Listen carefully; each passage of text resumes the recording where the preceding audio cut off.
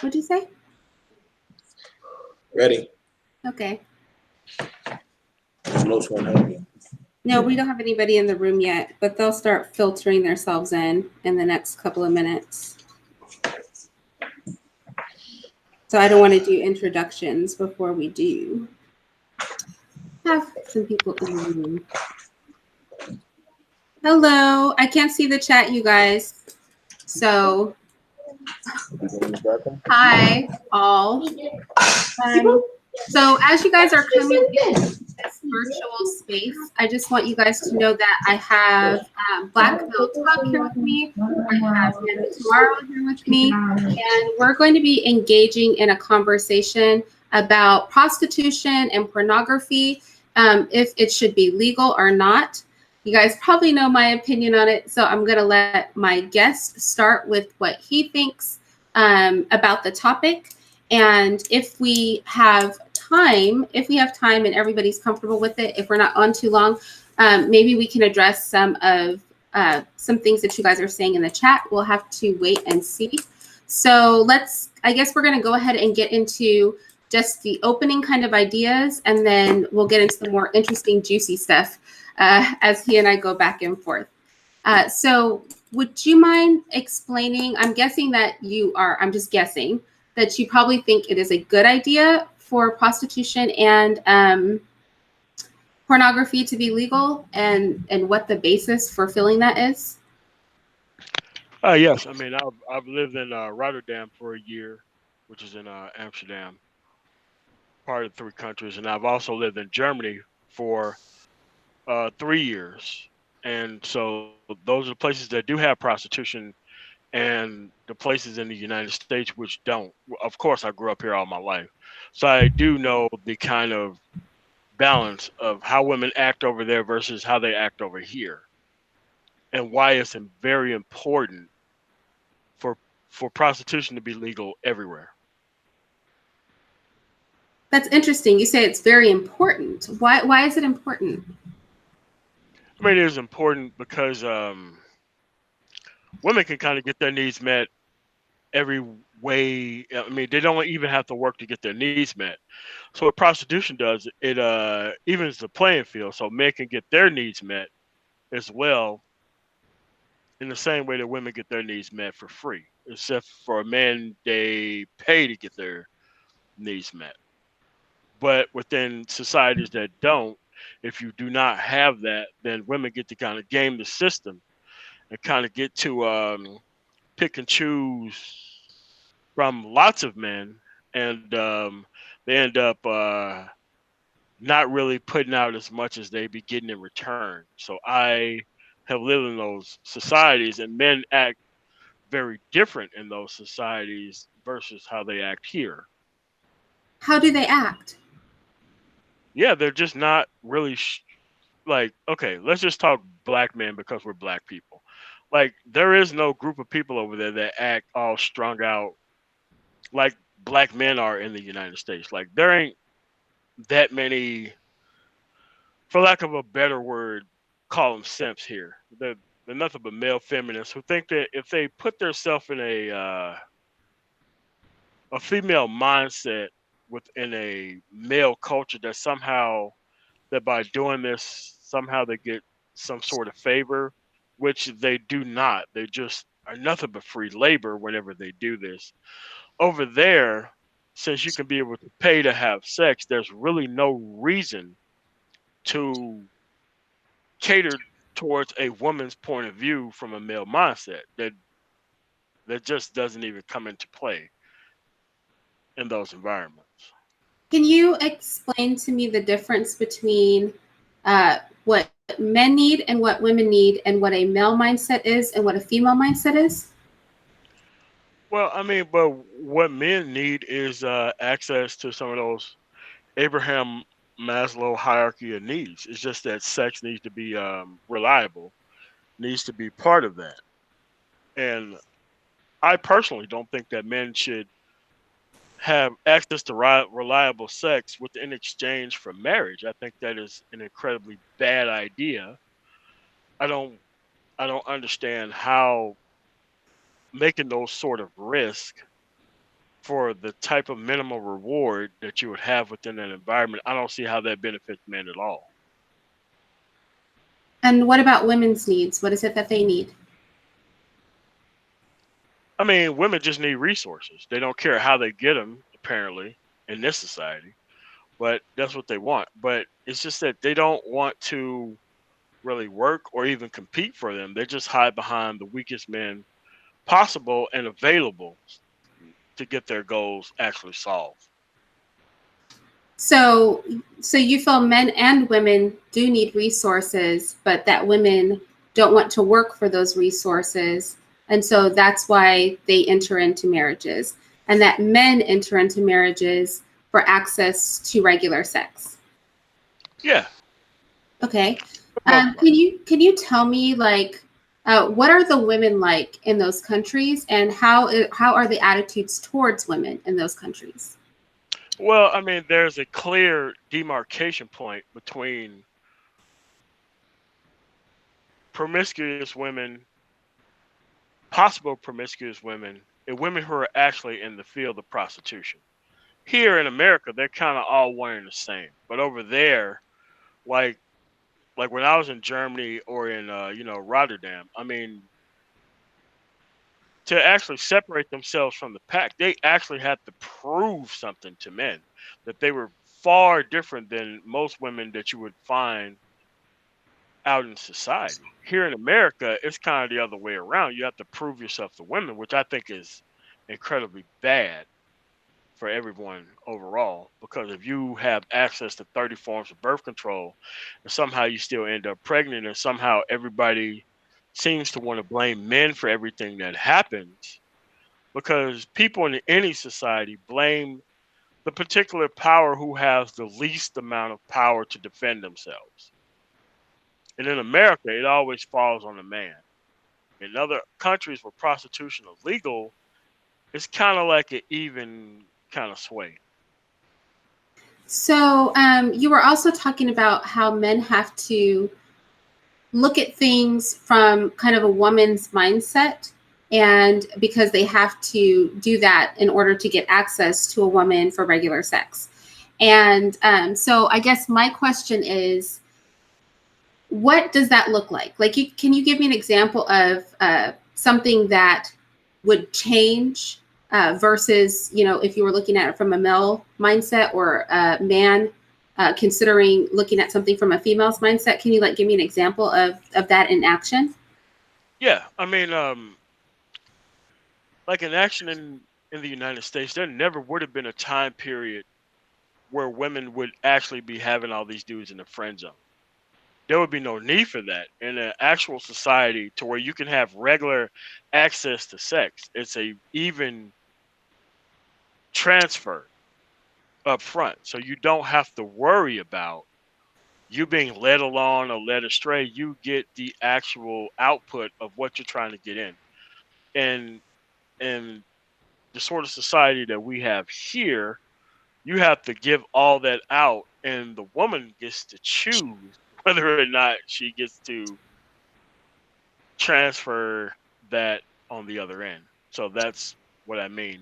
So men get the actual output for what they think that they're going to get in other societies where prostitution is legal, where here you get to give all this output and you can get nothing out of it. And you can even get married, and even if nothing is even your fault, and you can still have a downfall for it. So if those people in those societies where those things are just not readily available, it does lead them to be set up to be led astray for the possible idea of sex rather than actually having it. Do you see any way that prostitution ties into pornography, or do you think we should speak about those as two separate issues? I mean, like when I was overseas, pornography wasn't an issue. Like I said, it was kind of like before pornography, everybody was watching these pageants to see beautiful women. Like if you were able to have access to women, you wouldn't need pornography or pageants. You just wouldn't. You would be able to have access to what you actually want on a one-to-one basis. So you're actually saying that the conversation about pornography really only comes into play when there are actual women that a man can have access to readily, because pornography is essentially like a digital version of having access to women. Yeah, absolutely. Yeah, that's what it is. I mean, Okay. I don't see it any different. Like nobody really watches like porn. Like, I mean, they have statistics on it, and most of the porn is watched in areas like Utah and the South, because there's less access to sex in those kind of highly religious areas versus everywhere else in the country. But that's just what you have. How are male and female relations in the areas that you've been where prostitution is legal? How are women viewed, and what are male female interactions like? Are they respectful? Are women like, what light are women viewed in? No, I mean, like, in those societies, women have to bring more to the table other than sex, because men, where prostitution is legal, they can get sex readily and easily. It's just that if you're going to be able to build a family, and the woman has to prove that she is not something that you can just go pay 40, 50 marks in Germany down the street that they can go get. Like, they have to bring a lot to the table. Well, what about like non-sexual, like non-relational, intimate relational relationships, like just interacting with women in the general public and things like that? No, I mean, it would be the same. It's just that there's no veneer of respectability behind why men and women get together. If your intentions are honest as a man, you know, if you actually wanted to court a woman properly, you wouldn't need to be led astray, possibly, in those societies where sex is readily available. I will give you that studies uniformly show that sexual violence against women is actually lower in places where prostitution is legal. So I think that that's worth mentioning. But I do have a couple of concerns, and I just want to pose them to you and get your opinion on those topics. One thing is just a simple question of, should human beings be for sale? I know that people's talents could be for sale. Like, if you're a carpenter, if you're a coder, if you're a builder, if you're providing actual labor, like a cashier. But should a person's literal body be for sale? Do you think Yes. there are any ethical concerns there? None whatsoever. It should all be for sale. So you think that men and women should equally be prostitutes? Yes. Okay. And then my other question is, what about the mental health of the women involved? Studies show pretty uniformly that women that engage in prostitution suffer from depression, fatigue, frustration. They typically have some sort of substance abuse problem when they come out of the field of prostitution. These are willing prostitutes, not people that are sex trafficked. They often have post-traumatic stress symptoms. They often report incidents of abuse during their trade. This is also in places, and this particular study that I'm citing was done in a country that does have legal prostitution. It also says that they have higher stress response. So what about the effect on the prostitute? Obviously, there's going to be some percentage of women who aren't going to be affected by this, although that's hard for me to believe as a woman having engaged in sex. Just as somebody's wife, I couldn't imagine doing that with hundreds of people over time. But for that percentage of women where it is actually very damaging mentally to them, do you think that that should be a consideration when you're considering legalizing or not legalizing prostitution? No, because people's life is an actual choice. So there used to be, and I'm sure you're aware of this, sharecropping.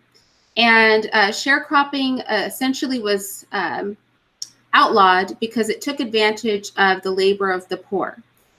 These people were very poor, couldn't produce their own land, so they would essentially, I'm sure you do, I don't have to explain sharecropping to you, right? I'm sure you already know, but for the people in the chat who may not be aware, if a poor person couldn't have land, it would essentially be like peonage. So you could till the land, work the land, you would have a plot that you could have on somebody who owned a farm's land, and at the end of the year, you turn in the crop or you sell the crop, and you would either pay them for usury, or they would give you a percentage of what was left after expenses were taken out. And it essentially kept people in a perpetual sort of slavery that they really didn't have a choice in, because they could never really exit it. They didn't have a lot of other options. So the argument a lot of people would make is that for a woman that doesn't have a lot of options, what she does have is her body. And so prostitution, if it's legal, would provide an outlet for her to be able to take care of herself and her family if she had a family. But that essentially it's similar to things like sharecropping, which is exploitation of somebody who's in a compromised position. Do you think that should take should that be in consideration when you're thinking about legalizing prostitution? Well, not at all. I mean, my great grandfather was a sharecropper, and we lived on the land in Mississippi, where I'm from. So it's different. These people are choosing to go into this life. Like sharecropping was something that was made up from the actual government down. While legalized prostitution give people the option of whether or not they want to participate in this life or not. So if you look at places like, for example, like Thailand or maybe even the Philippines, I guess that would almost be something that's comparable versus a place like Europe or even Amsterdam.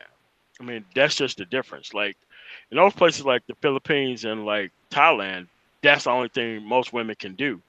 And it's like usually accepted everywhere that they can do that for money, you know. But it isn't like enforced from the government. But my family didn't have a choice but to sharecrop. That's what they had to do in Mississippi. Like they were slaves before, and then they had to sharecrop their way into buying the land from under the person who they were sharecropping from. So they didn't have a choice, but their choices versus non-choices, and this kind of gets muddied depending on what actual place that you're talking about. So then you're saying that in some places, and I think the Philippines is a really good example, which is known for being a hub for people who want to go and engage, or Thailand also, engage women for sex. We know that those places are rife with abuse of women, and also women being sold, even though it's legal in a lot of areas where women are and children are young women, and sometimes boys, I think with the Thailand, because they also like the lady boys and things like that, where then human beings are being sold because there's a benefit to selling them to people who have brothels and things like that. Do you think that prostitution is something that can be implemented uniformly throughout the world, or do you think that it's only not as easily exploited for abuse as in those examples in the Western world, such as America or parts of Europe, where society lives a more comfortable life on the whole? I mean, it could be implemented, but we know that most women don't want it to be implemented because because most women don't want to compete for men, period. And it doesn't matter what they bring to the table. They think that the actual access to sex is enough for people to actually engage in these type of things that is such a sliding scale against their best interest. So what the legalized prostitution would do is it would actually make women step their game up And if you're not an actual person who would engage in such things like that, like the Twitter and the Instagram people with what do you call it? Booking information, that sort of thing. You can kind of separate yourself from the pack by like, this is what I bring to the table other than actual sex. Well, I think that's something obviously that both men and women should do anyway. But I will tell you my concern. I'm going to screen share a photograph because my concern is less about the schematics of it, right? I don't necessarily, from a moral standpoint, agree with it because I just think that women are dehumanized a lot already in society. And I look at places like the examples we talked about where women are literally second-class citizens, not the Western world version of second-class citizens. And I really worry that it would create an attitude toward women that women are like a piece of meat, literally. And what I was going to share is here in the Western world, we have Hustler magazine, and they're known for doing pictures of degrading pictures of women. I can only show this one picture because the other ones are so vile. There's one where a woman is being sledgehammered with an actual sledgehammer in her vagina. The one I'm about to show is a woman being put into a meat grinder. And these are sort of the extremes mentally and what feminists, and I'm not a feminist, but what fuels the feminist argument that porn, sex trafficking and things like that are indicative of a deep-seated hatred for women that men have. I don't believe that men have a deep-seated hatred for women, but I do think that things like what I'm about to show you and the people that are watching, I do think that pornography and prostitution do dehumanize women to a point where images like this are considered acceptable because it is concurrent with the psyche of the individual that is viewing them or using those services. So I'm just going to share that, and then I would like to get your feedback just on the human aspect, because I guess that is my major concern. It's just the humanity of it all, not necessarily the schematics. So let me just share my screen with you.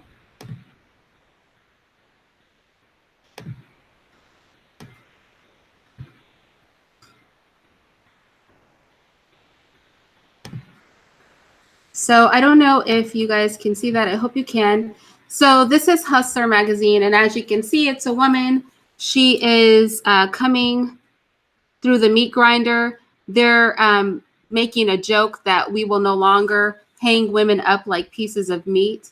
And so as a man, is there ever a concern for your female counterparts that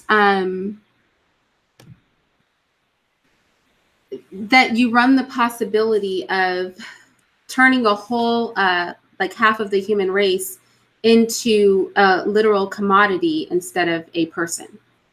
But you already have done that through no fault divorce. You've already turned men into exactly what you just described. So you're saying that the current system and because mind you, I do disagree that the laws are bad. But I also think that every man that goes into a divorce court isn't innocent of doing anything wrong. And every man doesn't have intentions on taking care of, let's say, his children or things like that. Like some men are just bad, just like some women are just bad. So I think to a degree, we can't say every time a man gets a bad rap in divorce court, he didn't deserve it. But I do think for those men who don't deserve it, that's very unfair. Do you think that that's really equal access to a person's assets through court to turning a literal human being in their body into a commodity? Do you think those things are equivalent and equally inappropriate, or do you think one is appropriate and one is not appropriate? Yeah, one is appropriate and one isn't.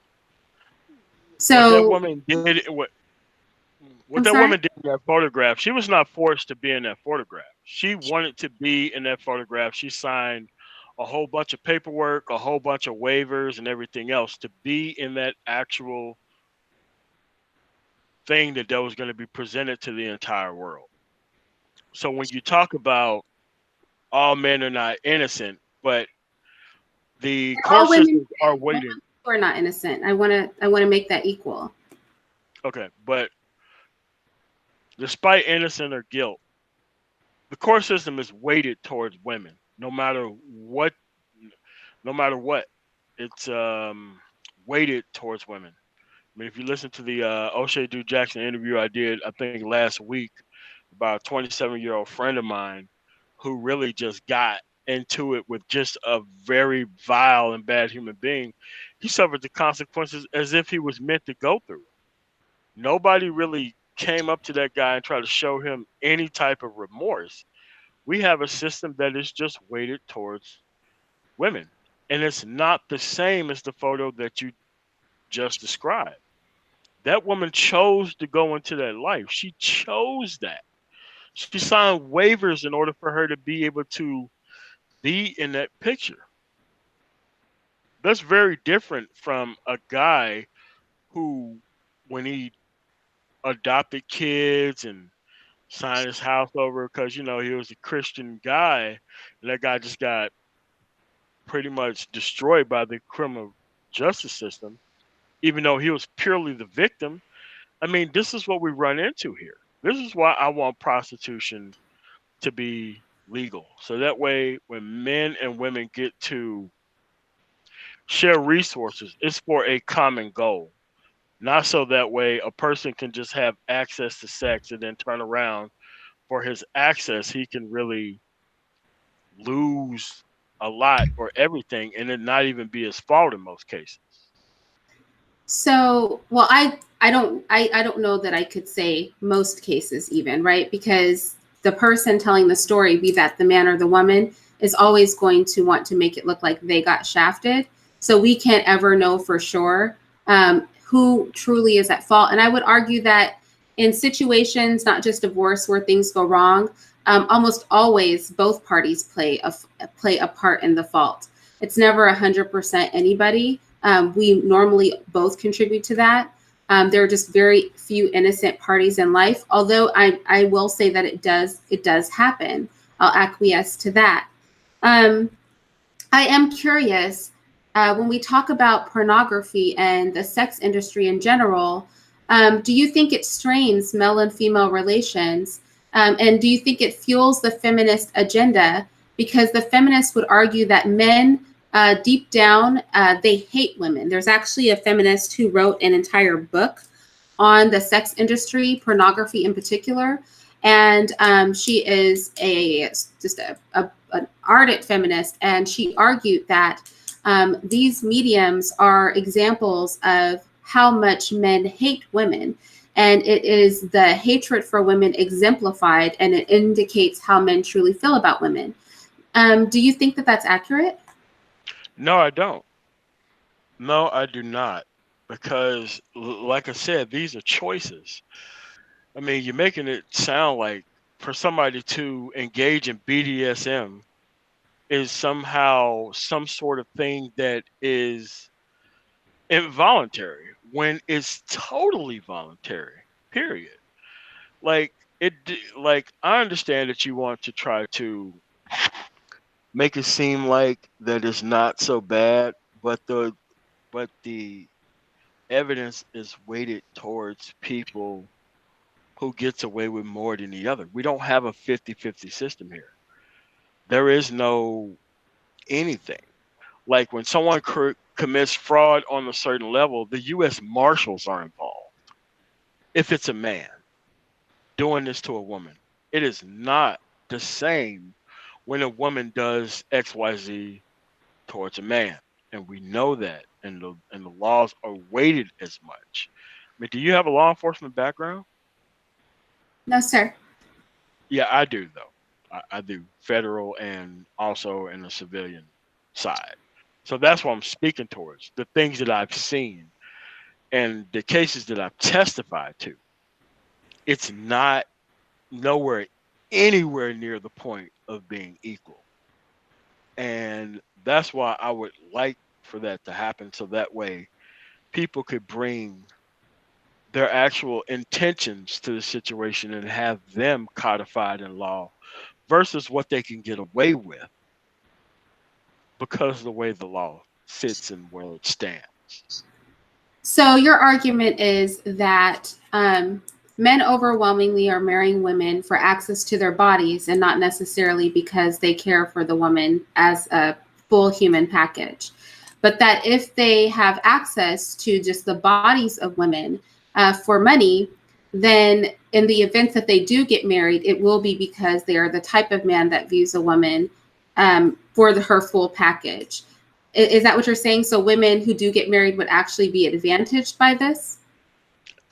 No, it's just that I think you're a little bit misrepresenting what I'm saying. Like what I'm saying is that men actually care about results. Women do not care about results.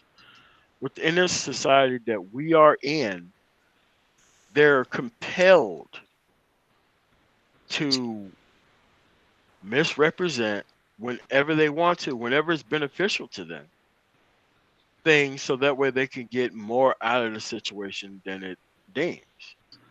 I mean, I responded to so many places where women would actually take a guy out to dinner, knowing that this guy has knowing that she has a protection order against the guy just to get him locked up. How many times that I've seen women actually go to jail in reverse? The answer is it never happens. But they actually do it against the guy right after they get like a mercy. Do you understand how most protection order systems work? Multiple protection order? Do you mean that when the parties have protection orders against each other? No. I'm talking about emergency protection Oh, orders. emergency. Yeah, you don't appear before a judge. You just get one that exists for like 7 days or something, right? Yes. Okay. Yes, but for the most part, you interrupt a court proceeding. Well, you do in Colorado. You interrupt a court proceeding. You go in, you get the actual protection order. You interrupt whatever case is going on at the time. You get to claim that your life is in danger, blah, blah, blah, blah, blah. And bam, you get a protection order. That person doesn't even have the opportunity to even know that he has a protection order against him. And so you call the woman in question. We'll call the guy over, and that guy would immediately go to jail for violating a protection order. This guy can get locked up, miss time from work, all this kind of stuff. And before it comes out in the wash, it never goes actually on this record, but this guy has lost a week of time out of his life for these type of things to happen. And I know it just ain't happening in Colorado. It happens a lot more other places than that. So these are the actual things that are actually happening in these type of situations. It isn't just cut and dry as you try to make it look that men won't access the women's bodies. Like, no, men actually come in with the actual intent of finishing this thing, and women just get to walk away whenever they want to. You can see the divorce numbers. Who actually initiates the divorce? It's most likely not the man. Like 80% of the time, it's women. So you have a 1 in 5 chance of actually doing the divorce, but when the laws are weighted in one party's favor, it doesn't matter who actually initiates it. The actual benefit is going to be for the woman no matter what happens or how egregious things are. So And that's just what I'm after, just stopping or even mitigating. So I do want to ask you something that I just was thinking of as you were speaking, but I would ask you, do you think that not all of those divorces, obviously, but some of those divorces were initiated by the woman for good cause? Yeah. I mean, Meaning I don't there want was people to go through or abuse. I mean, that's abuse not what I'm or saying. something going on that really was irreconcilable, and so that at least let's say, because I don't think, like, I know women that have been married and I know some women that have been divorced, and I know very few women who just were like, I didn't like him. Normally there was like he kept cheating or he had a baby out of wedlock, or maybe they fought a lot, maybe she hit him, he hit her. That's normally what I hear people getting divorces for. I personally haven't heard, this guy was just wonderful and never did anything wrong, and then a woman just chooses to divorce him, especially if, maybe if he was super rich. But see, most people don't have a lot of assets to take. Do you know what I mean? And and I know you said yes. I guess my next question would be, do you think that people in the Black community, women in the Black community will be more adversely affected than white women or other women if prostitution is legalized? And the reason I think about this is because when I hear about Amsterdam, you mentioned Germany, European countries that are predominantly white that have prostitution, the facade is pretty nice. Do you know what I mean? Like the whorehouses are nice. What you described doesn't sound super negative. But when I think about countries that are not white, it's a very vile situation with prostitution. It's nothing like it is in the white countries. So do you think that it is something that works with the women of the world who are upheld as the most valuable, but that it would be very damaging to Black women if prostitution were legalized, just based on that anecdotal evidence of the difference of how prostitution legalized looks in white countries versus non-white countries? But you're making general jumps based on how Black women would be affected. They need to feel the effects of prostitution being legalized in this country, for how much they've been abusing the hell out of Black men over the past 40 years. They need to feel that. Yeah, because this vaginal keep away scheme and the abusing men and the actual choosing guys who are just worthless and then depending on those guys to defend them from everything else. I just think that we need a hard reset for this thing. I know how these things work in other countries and how men view women, but Black women don't actually like Black men like that in the United States because of where we're sitting. And they actually think that for some reason that we all to try to quote unquote buy them out of their hatred from us by providing them everything. But I just think that personally that they've abused their station as Black women in society and that they need to face an actual refocusing of the actual issue here. Because we can't have the obesity rate where it is. We can't have the out of child wedlock rate the way it is and actually think that men are actually valued in society. If you ask most women, a guy with a PhD and who is actually decently raised, that dude doesn't appeal to anybody in America. And I'm not saying that it should, but I'm just saying that if you expect those resources out of that guy, no matter what he has accomplished, while you give nothing but expired goods to the table, I think that that's something that needs to be resurfaced and kind of reimagined. So would you say that a woman that is a housewife is bringing nothing to the table but sex? That's not what I said. No, I know. That's why I'm asking. I'm just asking. That question just made me think of it. Yeah, but that's just not what I said. No, a lot of housewives. Like my mom was a housewife to my dad, and she did incredibly well. She didn't decide to go get a degree, decide to put herself in her needs before the actual household. So to try to compare a person who would be from my mother's generation to the women who we have to deal with, well, I don't deal with, but most men who have to deal with now, it would be just incredibly disingenuous to think that those people are the same thing. And it's very much to think that those people who actually engage in those things, they don't operate the same now. They just really don't. So I would be in agreement with you on some points. I have a video called Weaponizing Your Vagina, and it talks about how the weaponization that women have engaged in with their vaginas, holding it out kind of like a carrot, you know what I mean? has caused our dehumanization. And that's kind of what you're saying right now. And then you said we need a hard reset on this. My question, and I also agree with you, I want to say that women should bring something to the table. I definitely came from a family where the women were expected to be educated. They could even run businesses. Normally they would be encouraged to run businesses, although some of them did other things. Like daycares or, catering companies or interior design, things like that, things that they could do and still run a household. But with that said, we were also taught to cook and sew and, how to be in submission and all of that. So I do agree with you that there's a difference between what is culturally acceptable from a woman now, which is often some women just even can't just cook a meal, and what was some time ago. So I do agree that there's more value. And somebody asked me that question the other day, like, what do you consider to be a valuable woman? I think that was asked on my last, a couple live streams ago.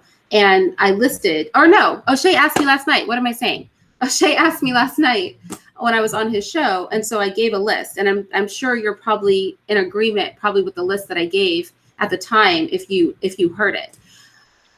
So would you say that so then would it be fair to say that you're saying that being a housewife is not necessarily that the woman's only bringing sex to the table, but then, like, as you were saying, when you have women that really have no other skill but to be attractive and have sex, then that really is all they're bringing to the table? Is that what you're saying? And you feel that the latter woman is the more common woman that we have in the community today? No, it's just that women want to be housewives after they done wrecked and ruined and destroyed their actual physical being. Like there was none of this from these women who were 17, 18 years old about how they wanted to be a housewife. They want to be a housewife after they hit 30 plus. So do you think that people should be chaste before marriage? Could you define that word? Not have sex, because in that case, if there's no access to sex, then the woman that the man is getting is not used up. She's brand new, so to speak. Well, all right. Well, I don't think either way this term would even apply if women had the actual respect of men in society. It doesn't really matter what her level of quote unquote experience would be, but it's just that women expect a lot more out of men on the later half of their life because they got to enjoy their life fully.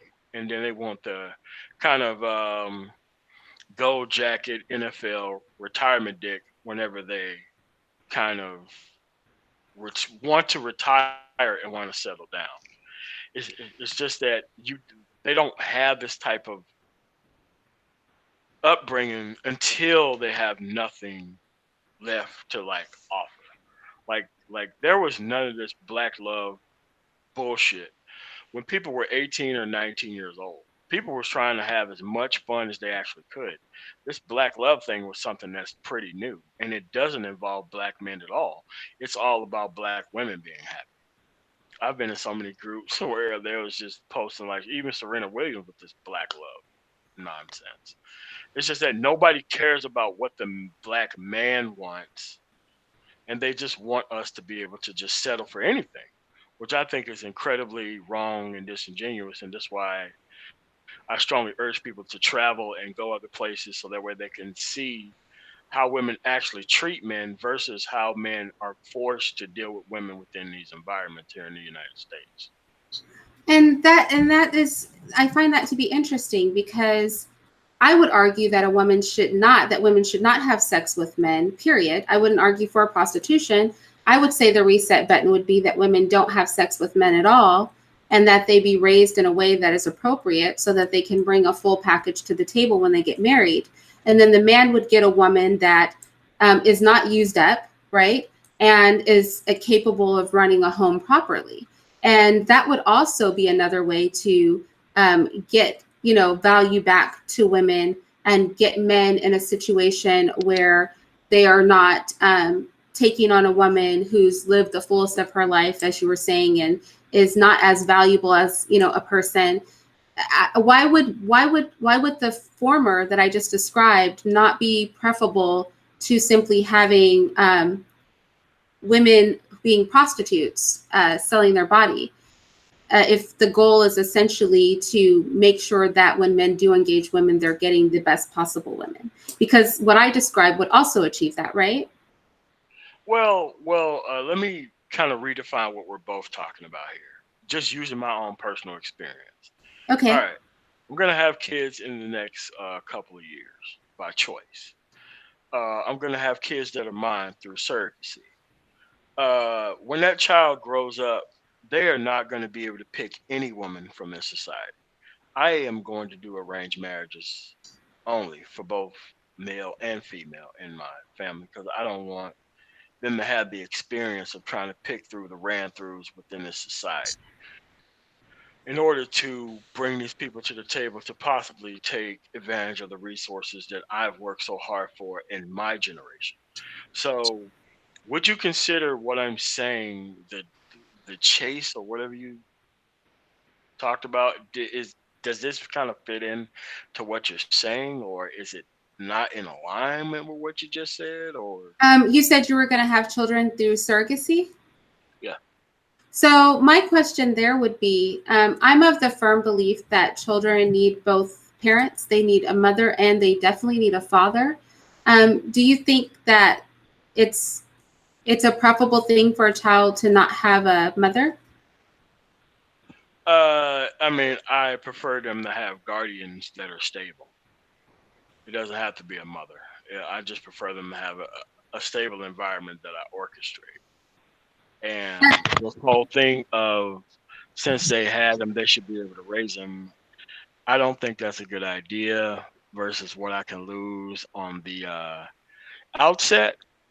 I mean, if we would have wanted something like that, we wouldn't have made the marriage laws the way it is. The way that I am going about things is so that way I have the maximum protection for my own self. Oh, BMT, why don't you just join in? Okay, say something. He's like, did you see his little message? It popped up. BMT, what do you have to say on this? Unmute your mic. Can you hear me? Yeah, I can hear y'all. I didn't know if y'all just wanted to do a one-on-one. No, I want you to, you can talk, but you disappeared. So how do I know what's going on? Go ahead. What do you I was here the whole time. I literally sat here and drunk like 3 beers. Like, literally. What do you have to say? Speak up, man. Well, speak up. I was not gonna stop you doing the interview. You were sitting there like I thought I was on like some kind of C-SPAN. Katie Couric. I'm Katie Couric. I'm just saying you had the thing, you had him like it's like a C-SPAN message. I didn't want to stop anything. Do you feel thoroughly interrogated now that I asked you all those questions? It's doing good. I mean, this is pretty good. Like I said, I'm trying. I know where you stand. You want prostitutes and porn. Go ahead. Talk about it. I don't got no. Well, I don't have no beef. I've traveled the world 3 times, so I mean, I've been all over, and seen how it plays out. I've even done the research for how it plays out versus divorce here, versus divorce in places where there is prostitution that's legal. So, I mean, honestly, the statistics in the statistics don't lie. We honestly want to start pairing it up. Prostitution wise, if we look at it, first off,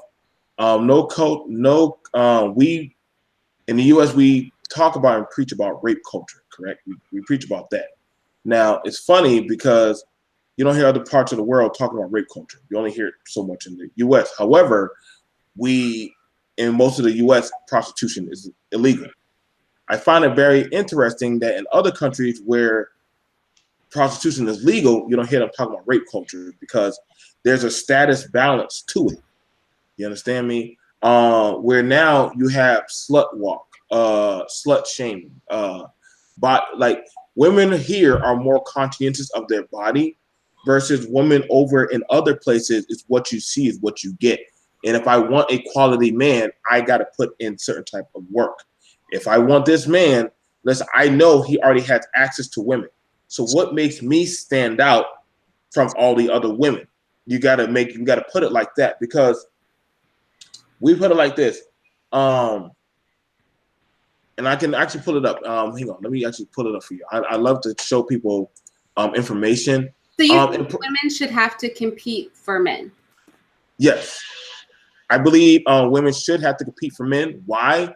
Because one, the thing about it is what you're doing, because men are already at an early age. Most men, I would say 75% of men, if they're in the workforce, they are already competing. They're competing for the best of the crop. So what you work hard for and what you can afford or manage, that's what you should be able to have. I'm just being for real. I can't ask for the top of the cream of the crop if I'm not producing or providing for her. You understand me? See, the thing about it is the woman is there as a commodity to the man. Understand it? I this is the law of being a man. Like, men can go their whole life and have everything intact, but not get a woman.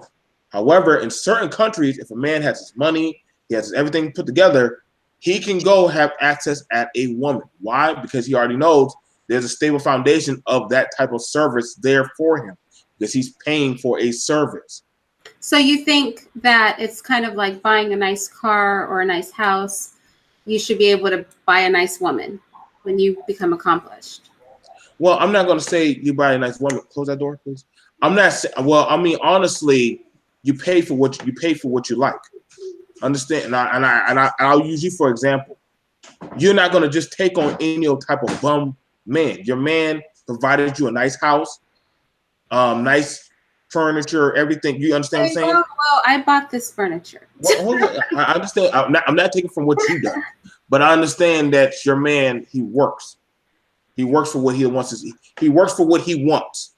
Okay, and because he works for what he wants, he should have what he desires.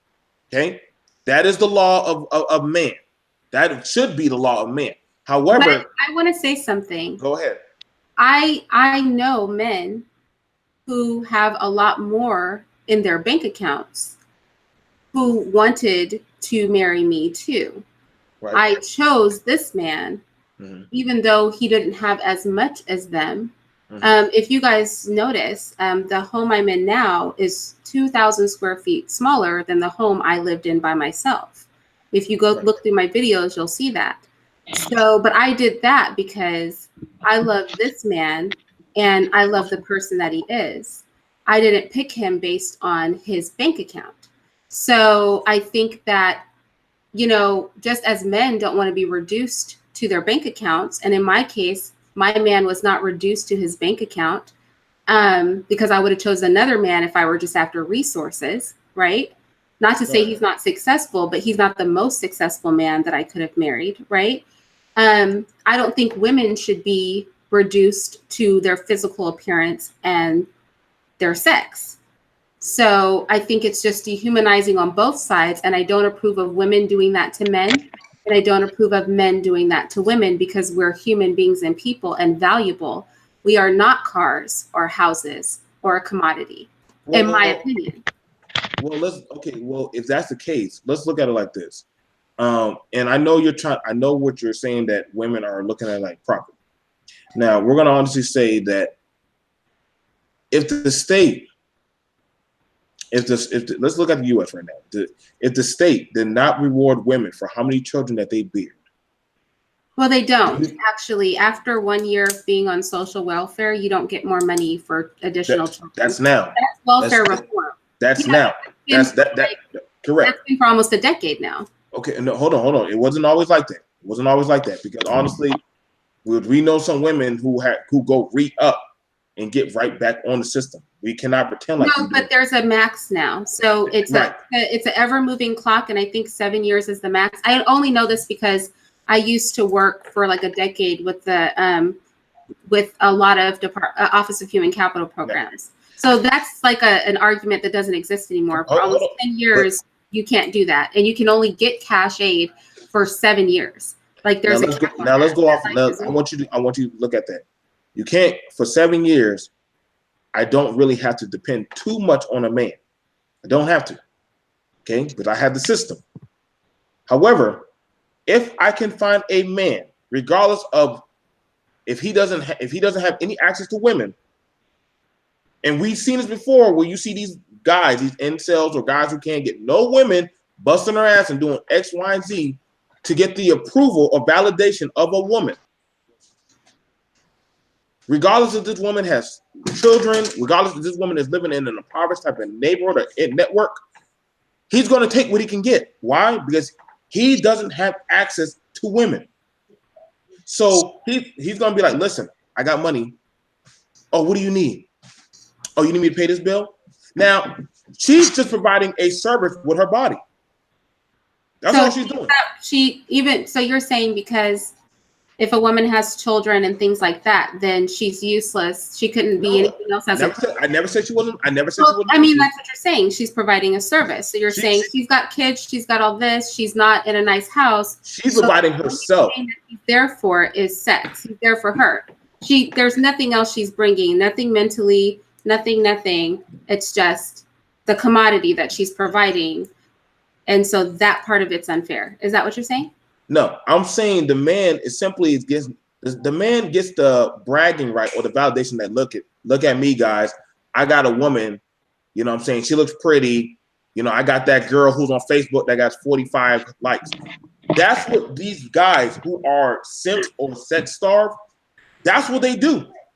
They will show off a woman even though she's not doing anything to contribute to society, but just take selfies.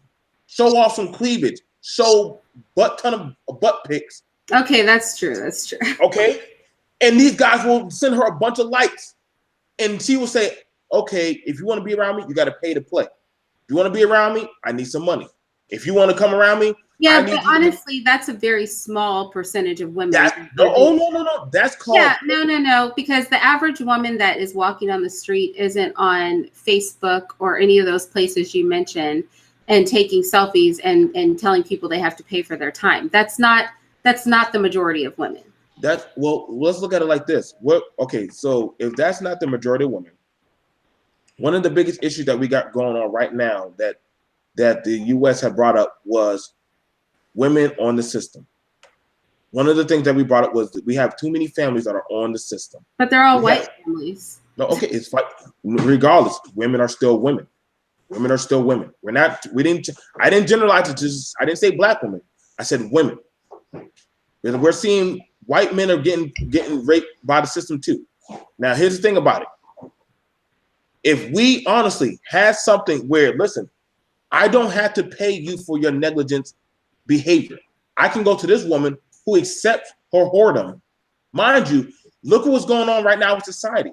You have Amber Rose and all them saying, hey, I should be able to be a slut and y'all should still accept me. Now, mind you, in Germany and all these other countries, you don't hear this type of talk. MOT, do you hear women in other countries saying, accept me for being a slut? No. You don't they hear don't have to, right? Because they're accepted for being literal prostitutes, right? So no, that's their. They are being accepted. That's the point. They're actually prostituting themselves. So okay, there's one thing where as to I want the same benefits that Irene gets. I want the same access to men that Irene gets. I want to be able to. I can be the disgusting, most unbearable type of woman, and you should not be able to say anything about it. In other countries, I don't see this kind of thing going on. I don't see this type of vulgarity. Why? Because women understand.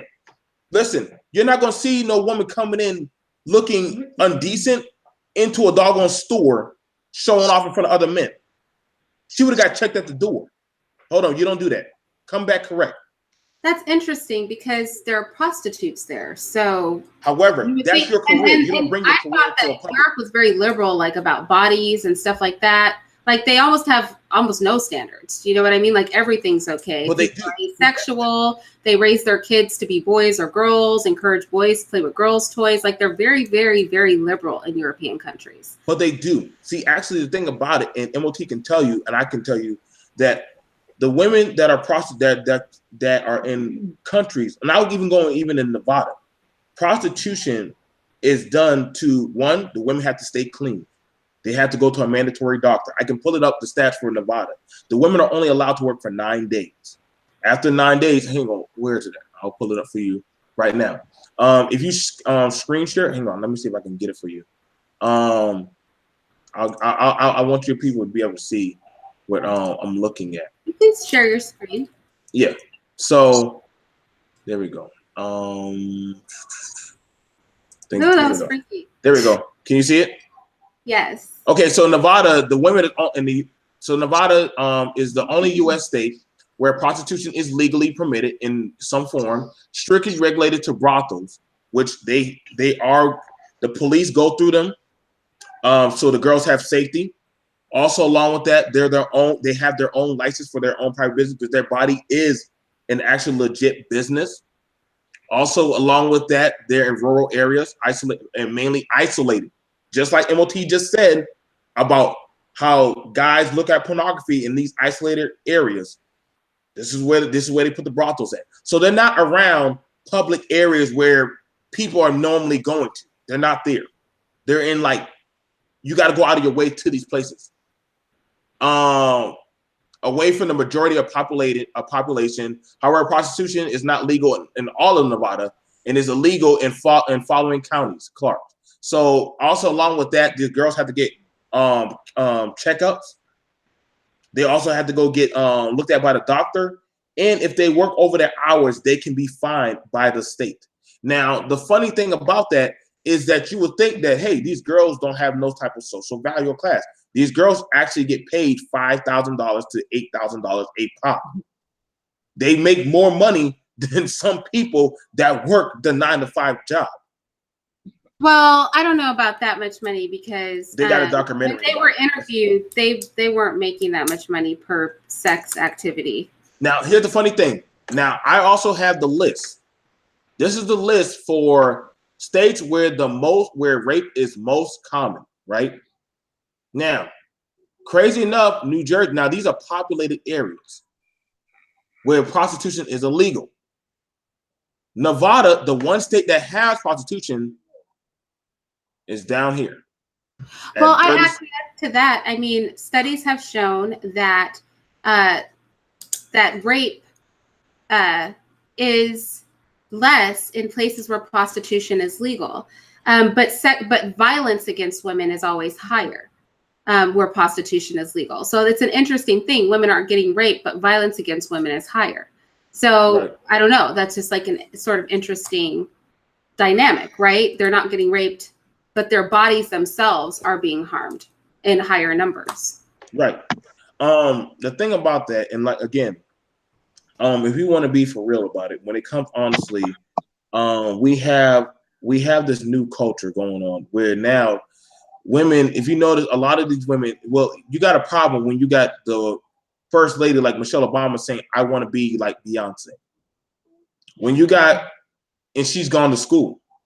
Why are prominent women wanting to be like women who are more promiscuous? Why would they want to be like that? Why would they want to be? We know that these celebrities and Michelle Obama and all that are part of an agenda and a push to encourage women to be prostitutes and whores and neutralize the sexes. So we know that the destruction of the nuclear family is front and center in what is being pandered to in society. And that's another thing that I look at too. It's the destruction of the nuclear family. And I think about men, like you have sisters, you have daughters, like, do you really want a world where women are literally viewed as something you go out and you purchase? Are you going to, at that point, is it going to turn into like some of these countries we were talking about earlier, where women are literally sold at a young age because they're viewed as a commodity and something that can bring wealth to somebody? Is that the world we want to turn into? Obviously, as a woman, I'm going to be against that, right? I don't want to see my little girls or myself be sold as property or a commodity. I don't want to be walking around in a world of men where I am fighting and competing with other women because I want to be able to get on with other women as I want to be able to get on with men. So I think there's like a human aspect to this. And I feel like my concern is that I feel when we have conversations like this, we really tap into the gender wars. Do you know what I mean? Because this is the type of rhetoric that feminists use to turn healthy-minded women against men. They go, look at these men. They think that you're nothing but useful for sex. They think you should be pitted against each other. They think that your bodies are for sale. You know, they think you're a commodity. They don't view you as human beings. They're going and they're on their magazines. They're sticking you guys in meat grinders to show that you guys are meat to them and nothing more. You're no better than a car or a picture. So, I mean, does it not fuel the feminist agenda and almost prove them correct in their rhetoric?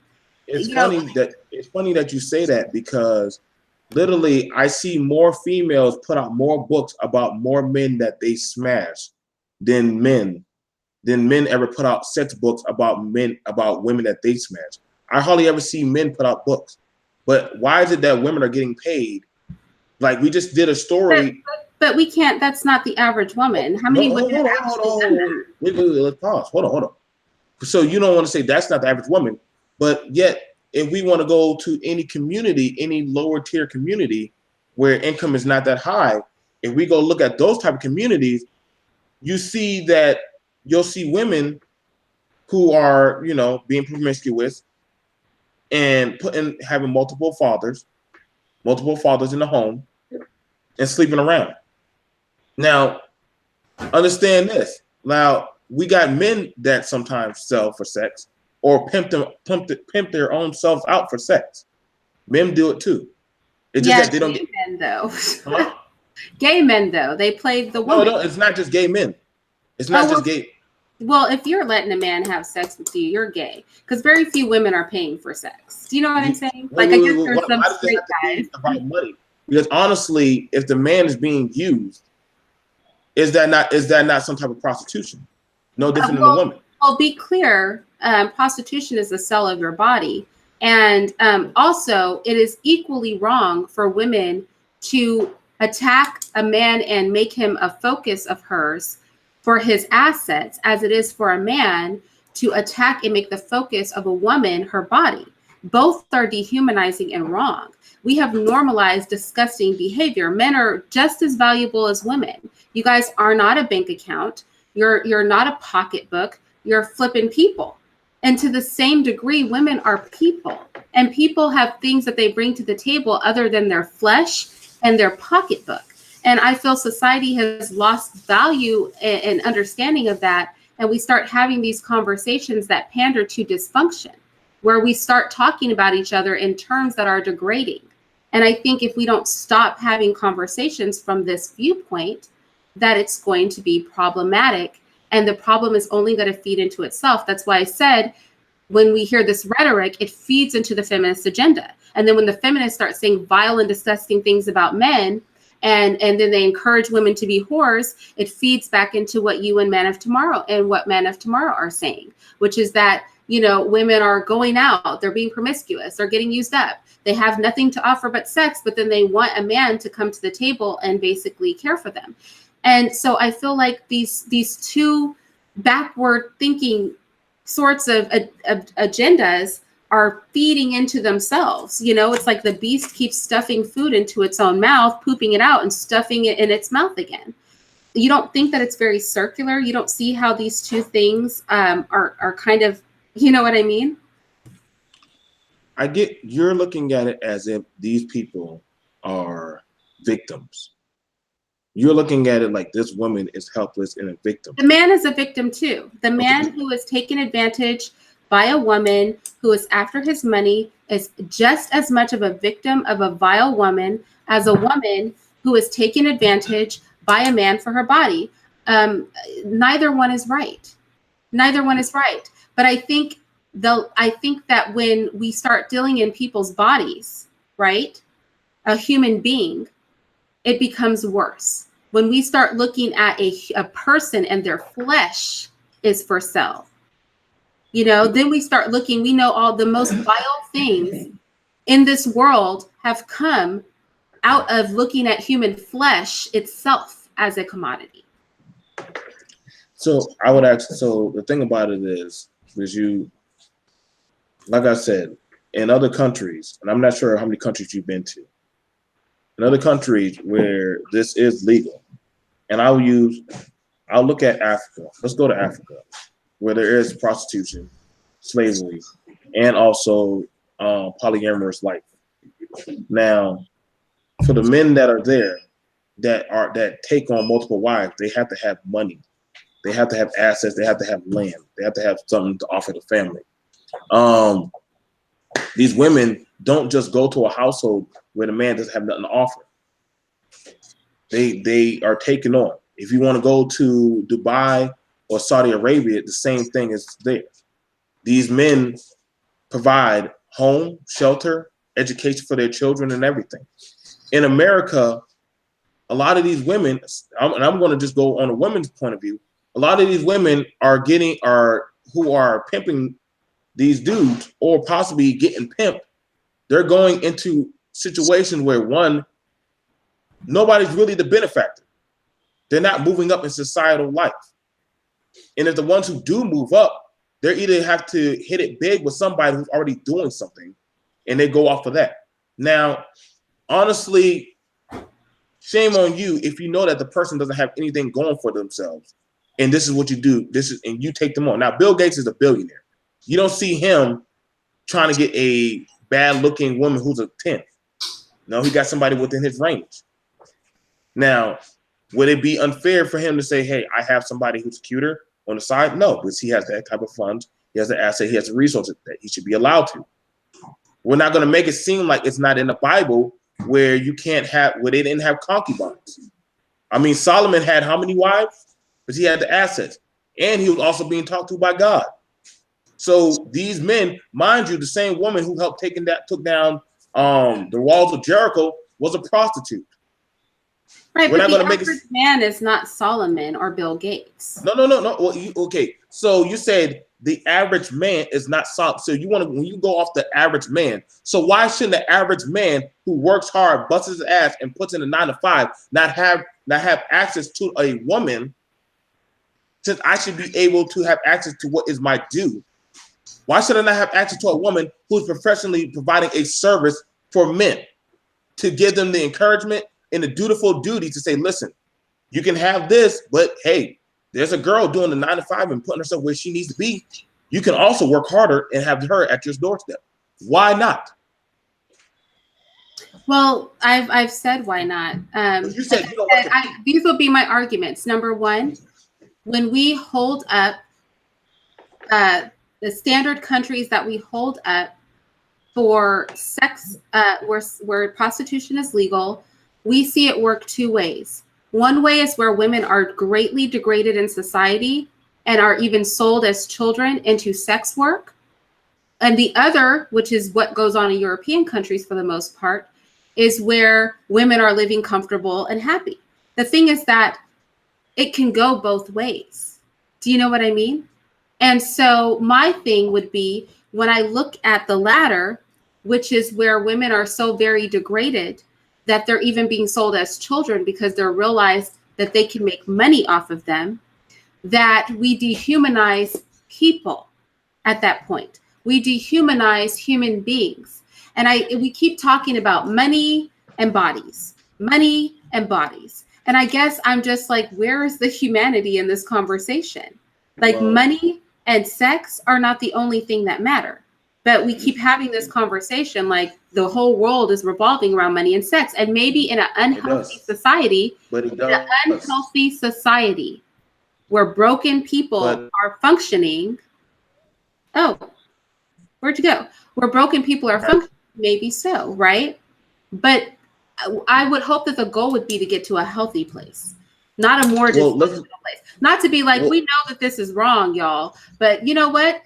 Let's just do this. Let's just go crazy with our stupidity. Let's just break it down to just purely. Isn't that what the God say? Be fruitful and multiply. And you can't have me unless you cough up some cash. I mean, that sounds fair. Really the world we want to live in? Well, honestly, that's one of the main purposes of man. Man makes money. Man breeds. I mean, that's what we've been doing for thousands of years. We're not going to make it seem like we just all of a sudden changed up. First thing, be fruitful and multiply. So if you're going to be fruitful and multiply, that means you got to work. First thing he told man, you're going to work to the sweat of your brow.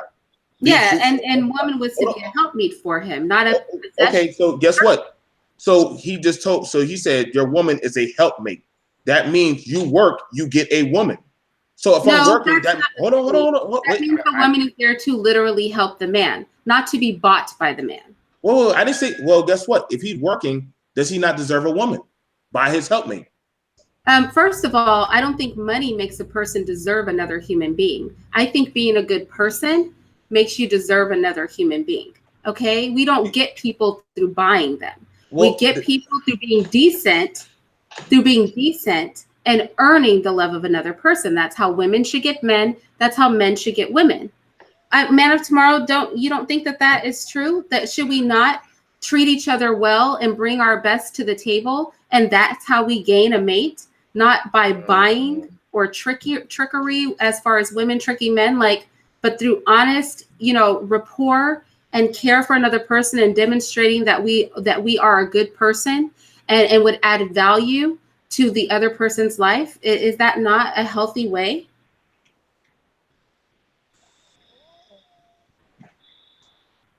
Man of Tomorrow? I think he's. Oh, I think he fell asleep. He's so no, cute. he didn't fall asleep. He's just doing something right now. I'm gonna tell you right now. If that was the case about being a good human being, there wouldn't be so many good brothers. There wouldn't be so many good brothers have to feel like they need to leave the black community to go find a good woman. If that's the case, there wouldn't be so many brothers feeling like if I agree with a woman, even though I know she doesn't have valid talking points, then I get treated like a simp or I get friend zoned. There wouldn't be we wouldn't have that problem if guys are being such good guys.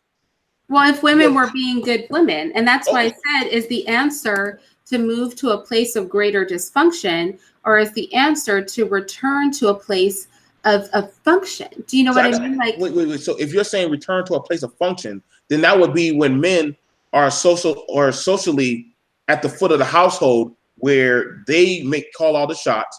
They get to choose. Hey, I go to this brother. I said, hey, you have a daughter. I have land. I have wealth. I can take care of your daughter. I just now made an economic change and said, hey, I'll give you some flock and some herd. Can your daughter come over and help me? I want to have some sons and some stuff. Guess what? That was just me keeping the mutual exchange of back in the day, where it's not like we're trying to do some color purple stuff, but that was the laws back then. And you say you want to take it back to that, then guess what? Women weren't making that many choices. Well, I honestly know many women. I know most women in my family, especially from my grandpa's household, my aunts and uncles, and I have an aunt that's like my age, just a few years older than me, generations of women. And I know young women right now where that's how it's done. You stay in your father's household until you are married. That's how it will be for my daughters. And then you only leave once you are married and you are courted and your father approves. If you're in church, your pastor, your father approve of that union. I know grown women who have had their husbands pass, and the pastor or the male leader in her life introduces her to a man that marries her. I know a woman right now moved up to Alaska with her kids, and they raised their children together. His wife died of cancer. She lost her husband. They were introduced by their spiritual heads, and then they went and they got married, and now they live up in Alaska because that's where he works. So I actually know families that still do this, and I don't have a problem with it. I think it safeguards the woman, and I think that it makes sure that she gets a good man and that the man gets a good woman, because he's getting, and I think that's a lot of the problem, is we live in a society where we don't know the reputations of people either. And that really negates that, right? Because then you know her community members. Then you know people that can vouch for her character. Then you know how she was raised. So I think all of those things are healthy and right. And I see nothing wrong with that. Now, what you just said right there was pretty much, you were just talking about the courting stage of a man going to another man to ask for his daughter's hand. You just now gave us the description of what they did back then. Now, and then I know people do now. I know people that do that now. Hold on. Now, what you're talking about with people that are doing that, are they in the bracket that is below 40,000? I know people that are not as financially secure, but most of them are at least middle class, middle upper class. But I do know a few people that are a little less financially secure that do that. But in my defense, I can only know people for the most part in my own income bracket, right? So that would be like upper middle class. Okay, now let's look at it like this. In middle and lower class, a lot of men are taking what they can get, or which woman will actually might look at them, whether it be good or bad sometimes. But a lot of these men are like, hey, I'm doing everything I need to do. Mind you, for a man to actually come to his craft or skill takes a few years. Now, mind you, he's getting his money up. Now, whatever that female is going through or dealing with, she could probably end up having sex with other men. She could probably end up doing that. See, now, you don't have to worry about that if there's prostitution, because guess what? Those females are already out there. So the women that are the Irenes that stay in the house, they're going to be about doing what they're supposed to be doing.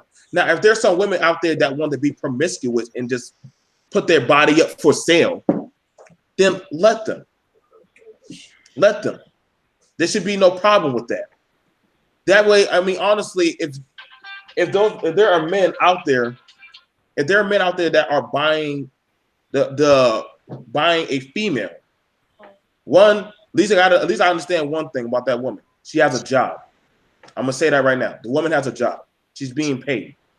So I'm not gonna make it seem like this woman, oh wait, she's just giving it up. At least I know she just now made $100 to $200 from that one session, if that man chooses to pay that. This is one of the reasons why Backpage had to be shut down, because women were going on Backpage and giving up ads for money. And I ain't talking about, and you know what, the thing about it was, they're like, I don't want no black men. I don't want no black men. I like Latino men. I like white men with money.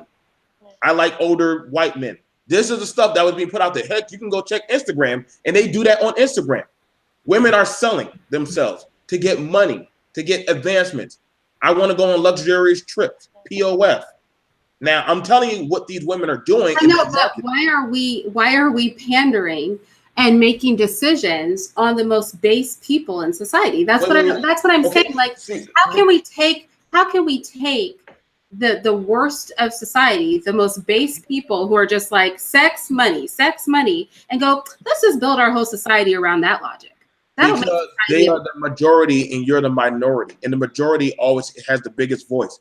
That is, I don't think most women are literal prostitutes. I don't. Nobody said most men. I don't think most men view women as commodities. If I believe that, then I would be a feminist, because that's what the feminists believe. They believe that most men don't see women much more as other than something to be purchased.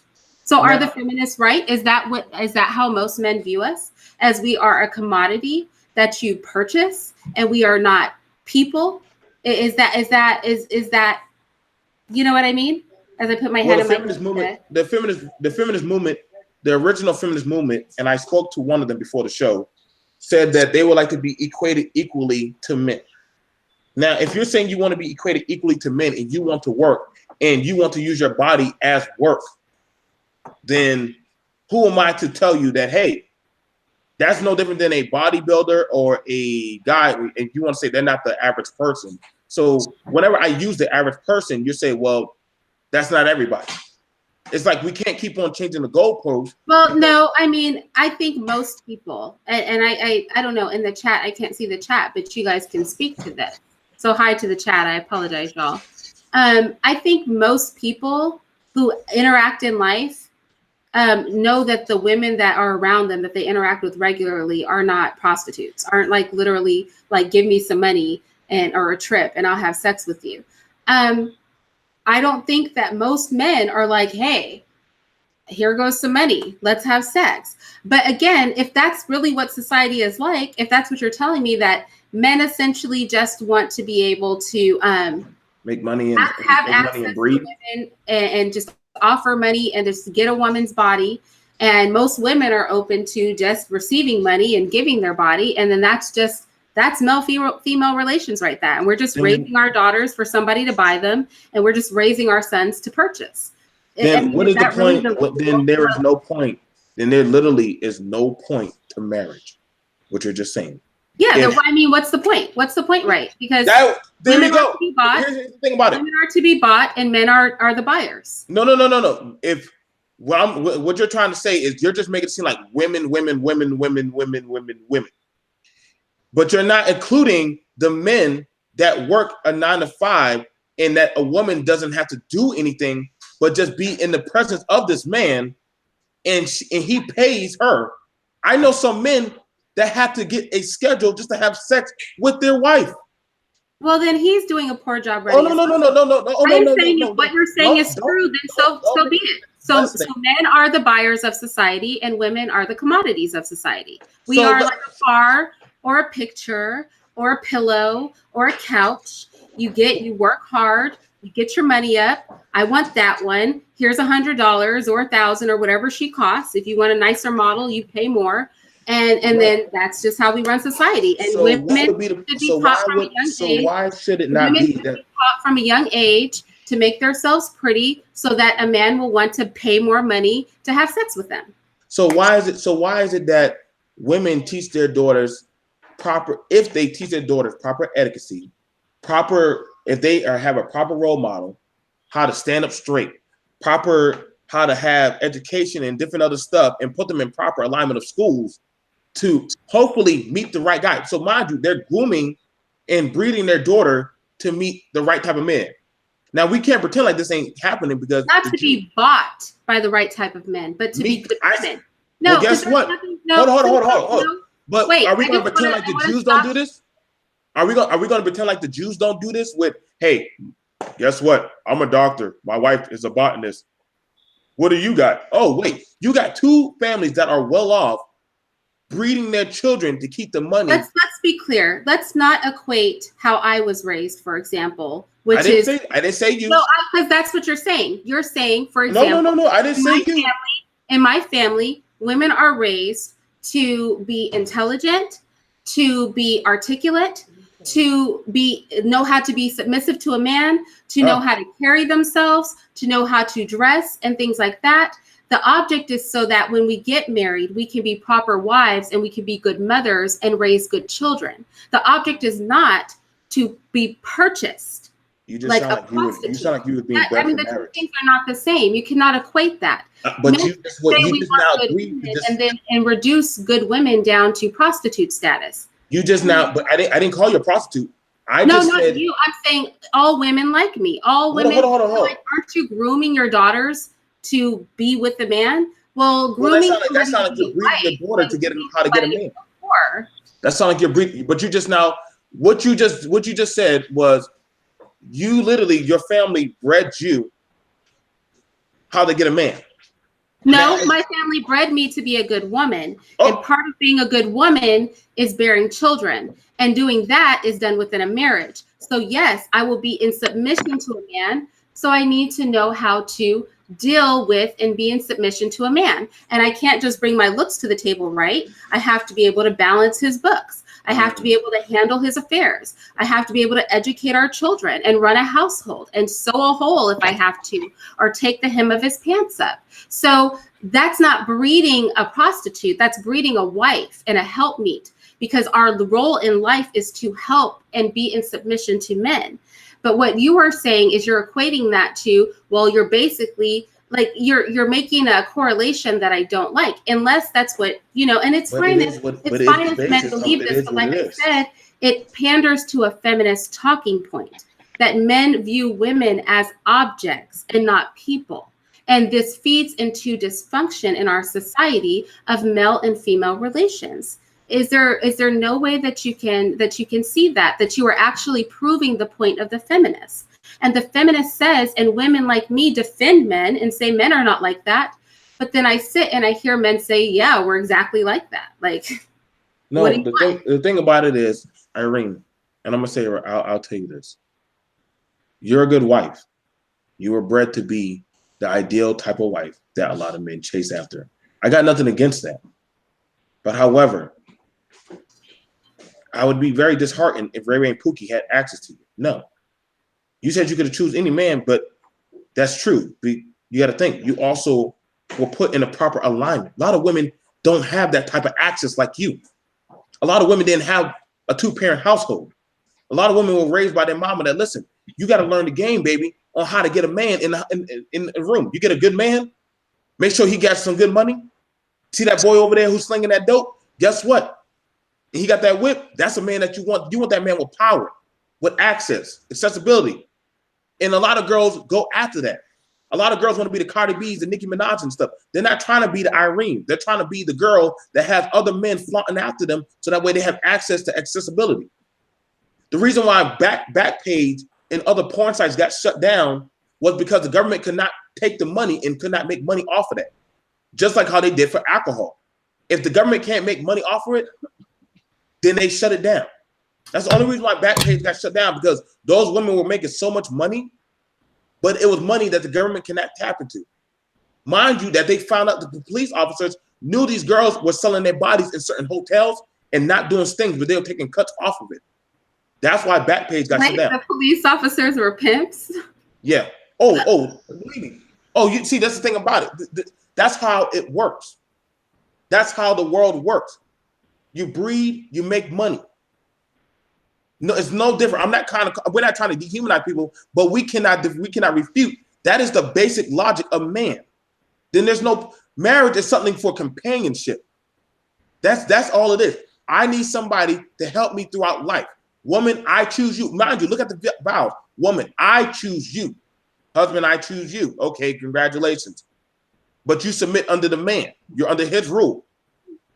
And then when you're under his rule, you follow under his obedience and under his laws.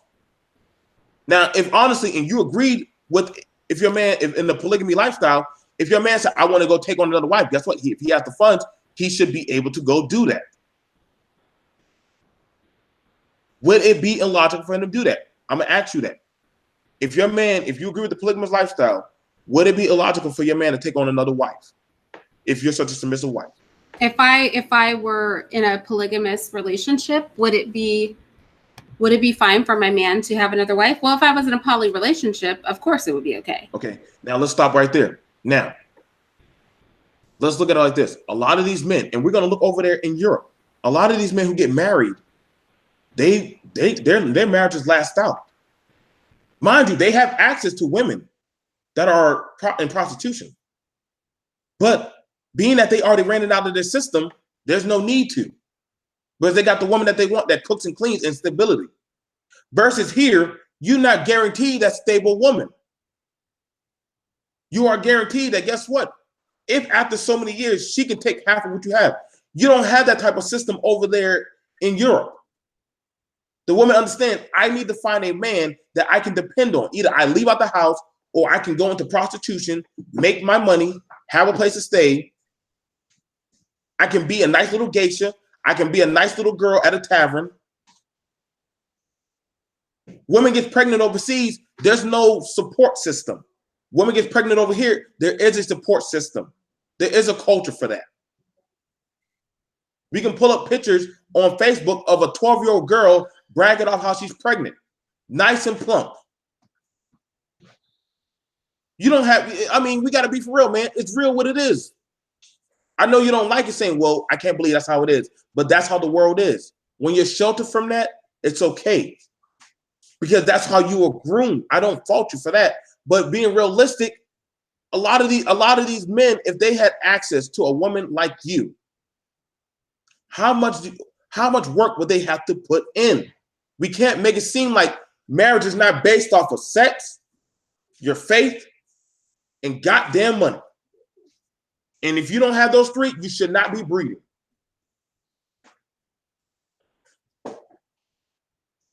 So if you don't got those, you don't have no right to breed. I'm sorry, if you don't got no money, you shouldn't be breeding. Because you're bringing children into the world and they don't have no viable chance unless they have to depend on the system. So guess what? The man coming up short. You got the money, you can go have as much babies as you want. The woman is there to be a helpmate. Now you got women who are saying, coming on like Amber Rose, oh, he doing whatever he want to do. Fuck him, take his money. We cannot refute this. That's the main thing you're arguing about. This is why feminism, mind you, feminism for black women, mind you, feminism for black women came about when they said that they were oppressed by black men and they couldn't be accepted by white feminism. Mind you, Yoko Ono made a song called Nigger. Black men didn't push feminism on black women. Wait, what nigger? What are you talking about? Yeah, you can look it up. Yoko Ono made a song called Nigger. And she got away with that? Yeah, she did. It was a song. She wrote the song. It's back in the '80s. I mean, it's back then when she made her own song. What was it about? Was it about? No, she was saying women are the niggers of the world. Oh, yeah, I could see that based on this conversation. I mean, what is? I don't know what I'm hearing here. Like, I hear what I'm hearing, but I'm just saying, like, I'm telling you, this is why. This is the problem. I feel like maltreatment of each other has got us in this position because look, men claim about the court system. The reason the laws are the way they are is because men were literally leaving women who couldn't work or do anything, and they were refusing to give them anything. And so the laws were built to protect women from men, essentially, to protect women who couldn't work, couldn't own land, couldn't do things, from men that would leave them penniless with kids. So the laws were like, okay, we have to protect the women. So here we go, a bad thing happening, and then there are laws to protect it. Then women get a little status in society, and then women are preying on men for money, and then the laws that were designed to protect us are being used to exploit men. So now we're in this system where exploitation is happening and men are becoming disgruntled and they don't like women because they're like, oh my goodness, these women are using us and it's like a problem. And then what we end up having is a situation where instead of going, okay, let's reset this to a place where, like Man of Tomorrow said, are you with us now, Man of Tomorrow? Like he said, like the reset button, right? Mm-hmm.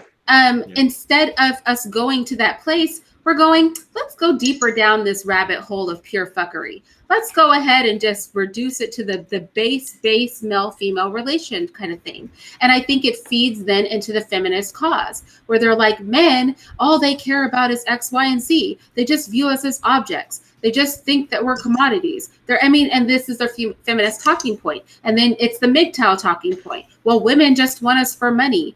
And so all I see in this is like ultimate demise. Do you know what I mean? Ultimate demise. I definitely think that there's a benefit to sex being in the confines of marriage because it encourages people to engage in having a nuclear family. But as you said, it's also for companionship. And things like that. So why would we not want to make decisions that nourish a healthy male-female dynamic than peddling in flesh, peddling in bodies?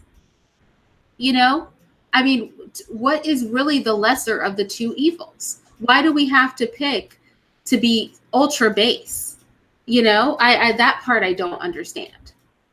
I think the reason why, again, not every man is blessed with looks, economics. You know, y'all don't have to be attractive. You need to shut up. No. Men don't have to look good. But the men that do look good, we watch, and I mean, you can actually chat. The men that look good and dumb as bricks, the nice little genuines and pretty Rickies in the classroom, and you know what I'm saying, the immatures.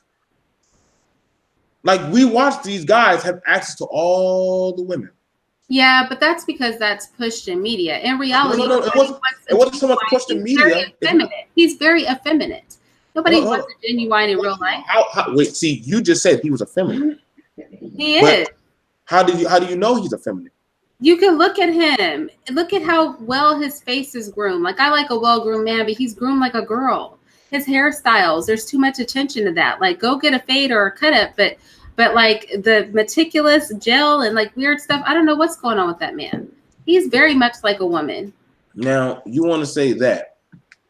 Now, you want to say that he's effeminate, but this dude's knocking down bodies. Yes, because he has money, and there's always a hoe chasing a dollar. Okay, now keyword: there's a hoe chasing a dollar. Okay. Now, what he just proved is that if I have the money, even if I don't have the looks, but if I have the money, I can get the basest of women. That's all he's proved, is that there are base women out there who pander to base men. And I'm all for base people sticking together, but I'm not for creating laws that are inclusive. Just let the base people do what they do. We don't need to involve laws in this. This doesn't have to become the law of the land. I think that is the difference. When we start normalizing things by legalizing things, that's like homosexuality. We start normalizing base behavior by legalizing it. And we have to stop with this, let's just legalize all the stupid stuff attitude. Like, let stupid people be stupid. But why do we have to start making it acceptable in society to behave that way?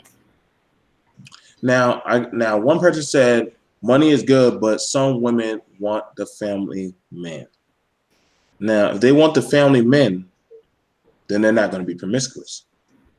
You see, what you just now let the man get to choose is, do I want the women with bodies? Mind you, they call them in social media the basic bitch because she's not out and about. She's not getting around.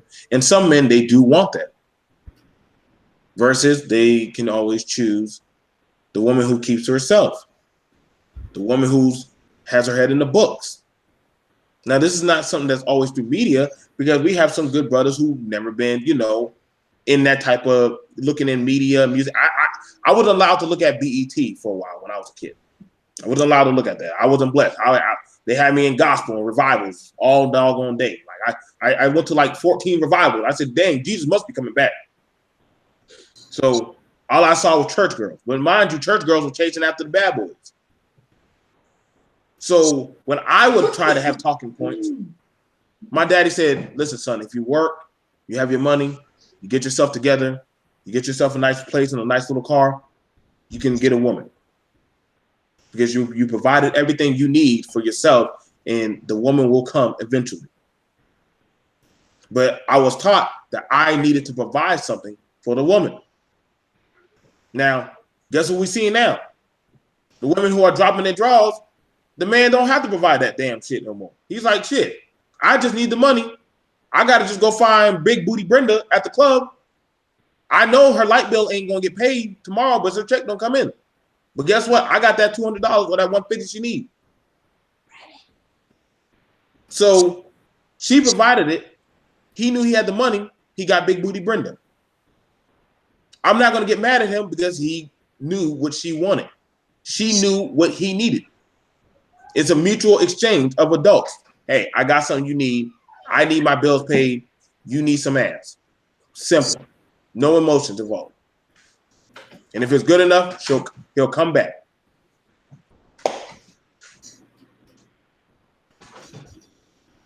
You know I don't even have words for you. You're right. You don't have no words. You better stick in your nice little castle and cut your Bible. Told you. Okay. So we're coming up on this 2-hour mark, so I'm not going to keep you guys long. I feel like Man of Tomorrow. Just say I won. Just say that man won. No, I don't think that you won, but I do think this is what I will say in my conclusion. Man, right. In my conclusion, I will say that I think that the idea that selling flesh, selling a human being, and buying a human being is problematic. And I think there's a human aspect to that people want to kind of skirt around. That's not healthy. I also think that it's undermining of the nuclear family. I also think that if we're going to move in a direction, we should move in the direction of having relationships that are healthy and right and promoting that, and that we need to stop normalizing the most base of behavior and simply allow individuals who want to engage in those things to do that, but we as a society should not sanction that. I think that's very important, and I think we have to look at the most vile places that have legal prostitution and how the most prostituted class, which are women and children, how they are treated. And from a human perspective, there's just no way that anybody with any like love for just people could ever want that to be the plight of any individual. You know, like I said, we have the high prostitutes of the European countries, you know, in Nevada and how they're running it. But we also see that this goes other ways. And we also see that even prostitutes that are willing prostitutes have a number of mental disorders and physical ailments and post-traumatic stress and things like that. These are willing prostitutes. So they are human beings, and it is not natural for a woman to be having sex with hundreds and hundreds of people. It's not natural. And even those prostitutes who aren't getting paid, you know, these women that are just picking up a lot of bodies, it's not healthy for them. And it's not healthy for men either. And we should not encourage people to engage in behaviors that are not healthy. That is my opinion. Mm-hmm. My last say on it. Your Disney Channel opinion. Mm-hmm. I'm sick of people calling my opinions Disney Channel. You know, people. I'm sorry, you live in like some Disney Channel castle where all is sunny and flowers come to you and little birds and crap. I live in doggone Detroit, where people throw liquor bottles and piss on the street, and shit's real out here. I grew up in the city. People pee on the street too. But I'm saying, if in real life people do live like this right now, why would we pretend like it's not possible? People are doing this right now. It is normal for some people right now in this country. So why do we keep talking about it like it's literally a fictitious thing that doesn't go on? Somebody asked a good question. How can you simultaneously oppose prostitution, but you support concubines? Good question, Mister. Well, I didn't say I supported concubines. I said I would be in favor of multiple wives. I said, yeah, a lesser wife. If a concubine is considered a lesser wife, yes. But that's not prostitution. Prostitution is you go out and you purchase women for sex. I purchase her, my concubine, to come home and be. No, that's not the same, and you know that. Concubine, what they supposed to be? They live in the house. They bear the man's children. They are just a lesser wife. So that's not the same as going and purchasing a body, having sex, coming and going away. Concubines are not people that you have sex with and then you just don't see them again. Or maybe you go back and you pay them some more money. They are kept in a home. They are provided for. They are basically like a wife. They're basically like a lesser wife. I would be less in support of concubines than I would be in support of just a relationship where a man had multiple wives. I think that's honest. And we cannot confuse a man bearing children or giving a woman children and a woman supporting him and them living in a home together with prostitution. Like, let's not make that correlation. I just Googled it. Yeah, she's in that realm. She's a mistress. She's pretty much, Yeah, but they're mistresses that are kept in a home, yeah, and she gets to come here. Yeah, they often bear children and stuff like that. That's not a prostitute. Bear children. Yeah, they bear children as well. So that's not like a person that is just going and you're having sex with them and buying their body. That's, like I said, a lesser wife would be what a concubine is, a lesser status wife. Right. That is very different from straight out prostitution. They can't be recognized. You have multiple factors, rank set. That's almost they're pretty much in the range of prostitution. But not really, right? Because again, they bear children. They're kept in a home. They're not sleeping with multiple men. They are with one man. So they are monogamous. So those things are very different. Because even a concubine as a lesser wife or a mistress is monogamous. Hold on. I got you. Because the man, if he doesn't want to deal with his wife, guess what? He goes to the concubine. If a man who's married doesn't want to deal with his wife, guess what he does in those countries?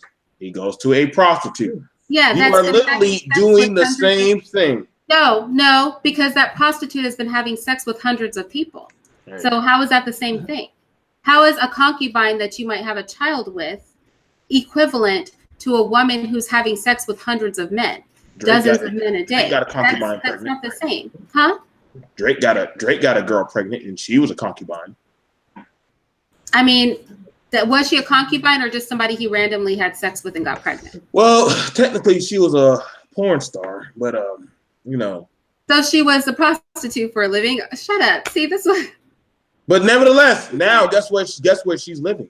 She's living with him. Oh, so now she's kept. Well, I guess he wants to keep an eye on his baby. So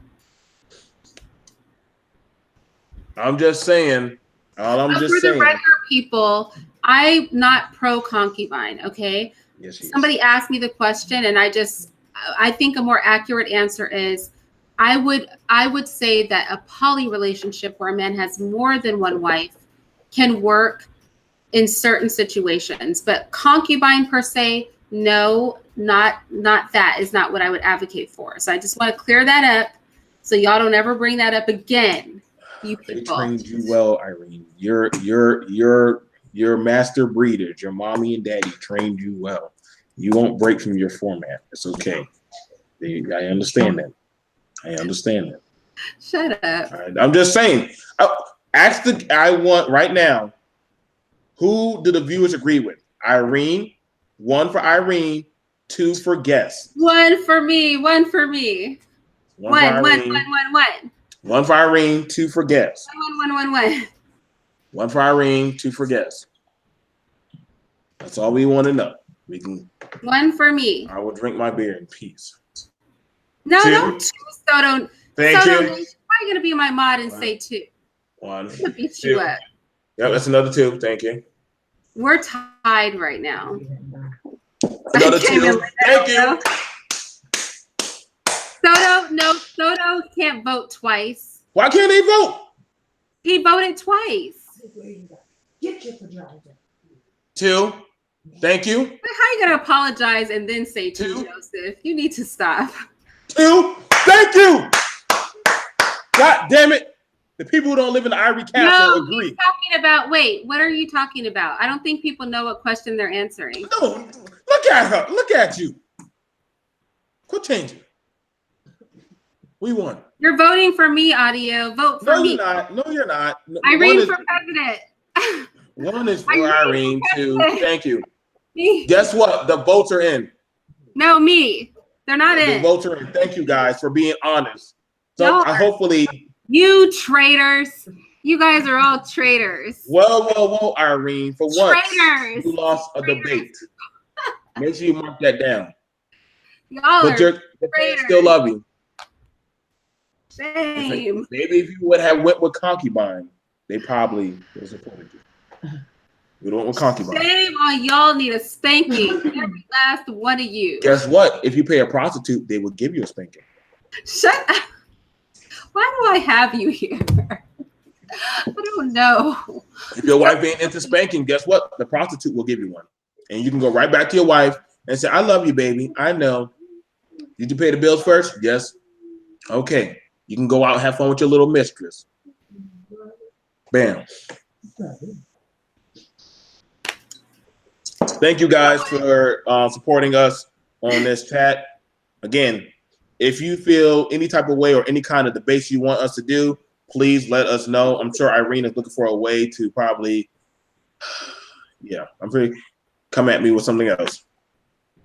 I like to fight him. I told you. Well, I don't know why you don't disagree. We want to do the next one about polygamy, or you want to do the next one about gays? I know you got other stuff you want to do. I'm scared to let my gay friend. You already know. I think you're going to take advantage of my gay friend. You're going to try to. Oh, are you going to bring a gay person? Yes, I will bring a gay person. He's a pansexual. Okay. I'm just the kind of women that the gays actually love, so I think I could win. I doubt it. If you're bringing a gay person, I'm going to want to do the gays. You're going to do the gays? If you can get a gay person. Okay. As long as they're not going to let my channel get flagged because they don't like what I said.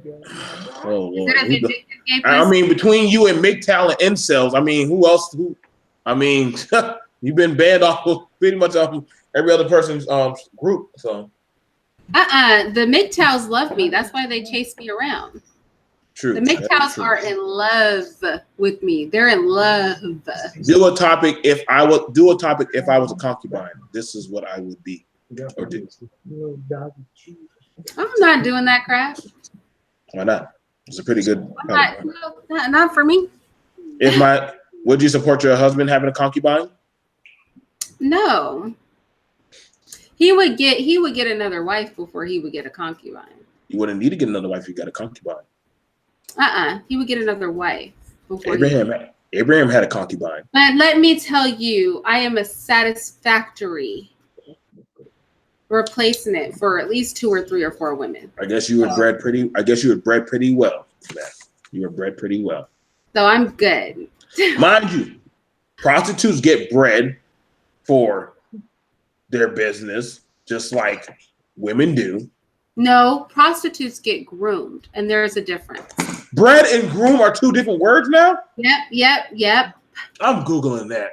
Bred and groom. Groomed has an insidious sort of, when you're speaking about people, it's not positive. You say everything is insidious and bad. Oh yeah, I have the. You say is insidious and bad. You'll always argue with me on it. Here you go. This is the song by John Lennon, and it's called. No, don't play it. I'm not gonna play it, but that's the song right there.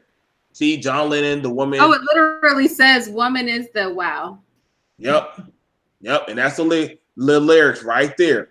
This was made by Yoko Ono and John Lennon. Literally, this is their song for women. This is a song for y'all. Well, I would hate to say that it's probably pretty accurate from this conversation. We are the lowest of the lowest in society. Now men are, especially black men. We are definitely at the lowest. We are not. Yeah, we are. That's why I showed you a woman in a meat grinder. They'll never have a man in a meat grinder. No, they got us. They got us under a jail cell fighting fires and shit. That's what they got. We're not even people.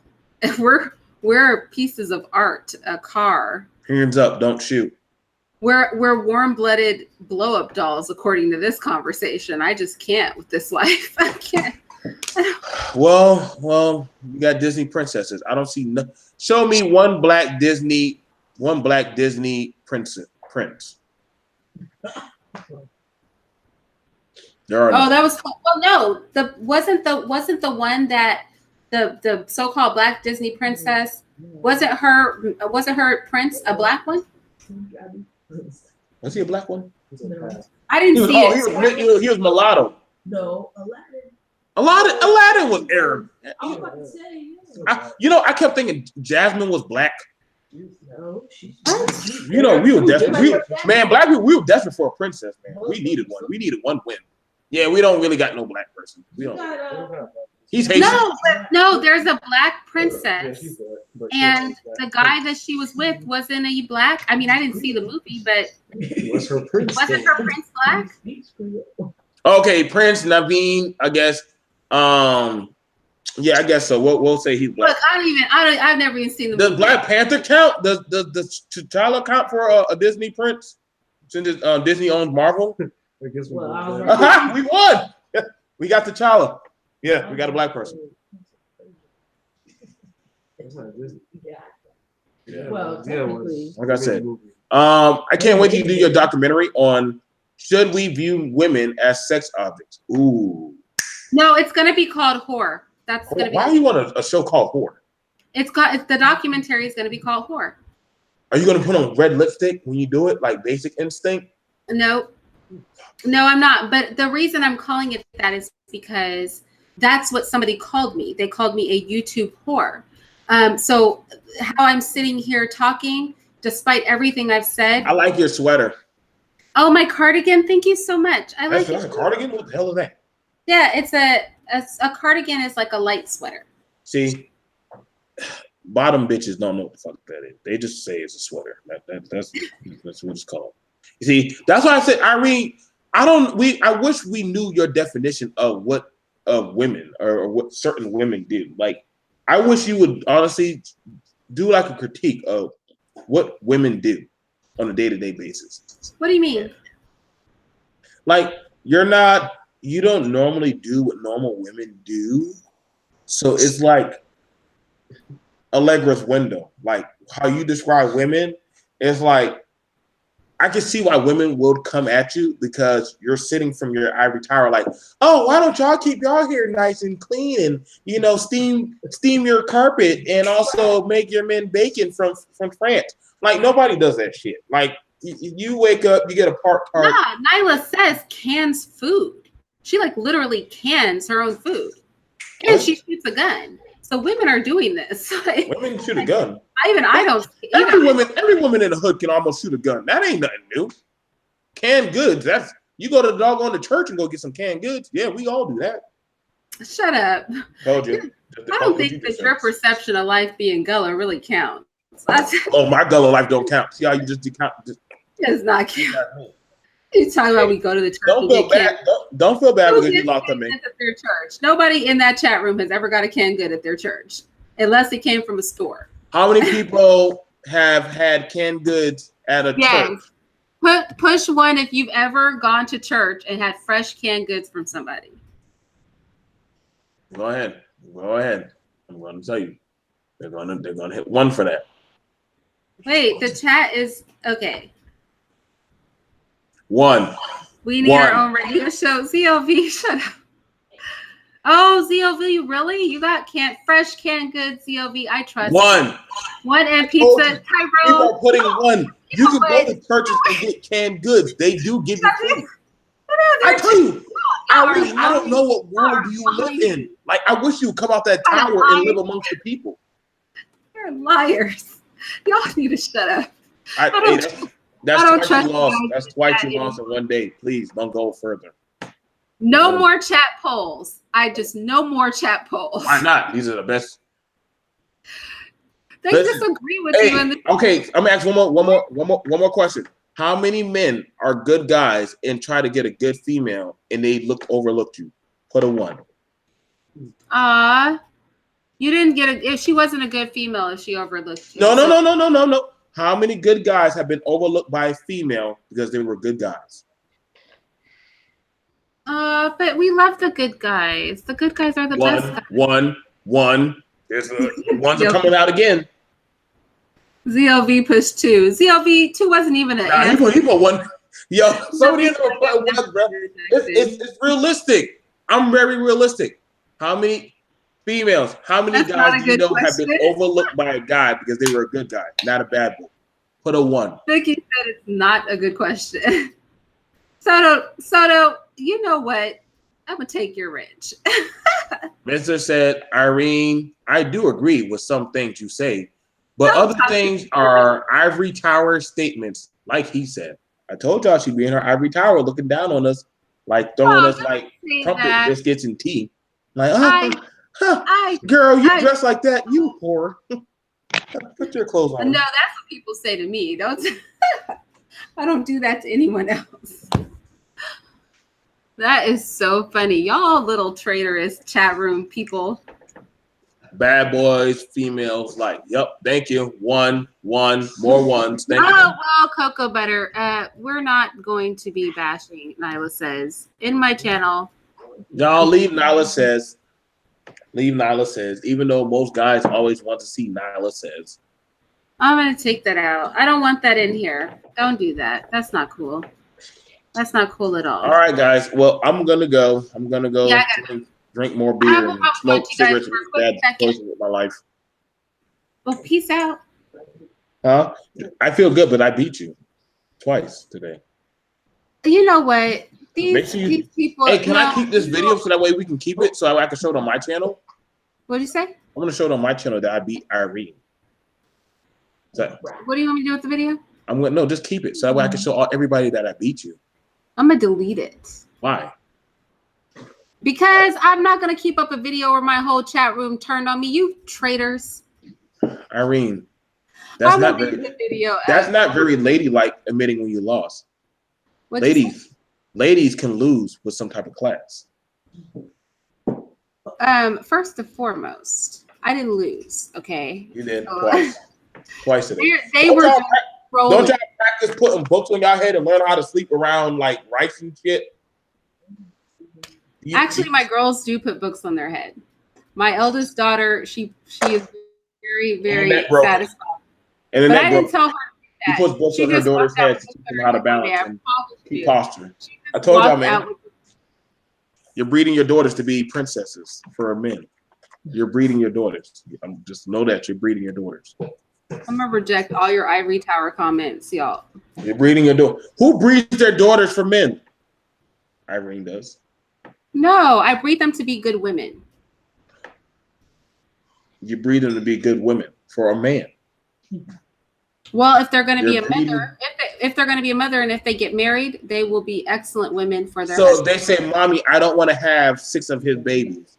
He wants to have 6 children." You're like, "Well, you're a woman. That is your job and your duty." Well, one of my daughters wants to adopt a lot of children, so That is not part of your programming. it's not going to be my problem, though, right? Because that's going to be between her and her husband. I'm not going to be a busybody mom. You will. You can't. Oh no, I'm not going to be a busybody mom. I won't do that. I'll be like a watching grandbabies mom.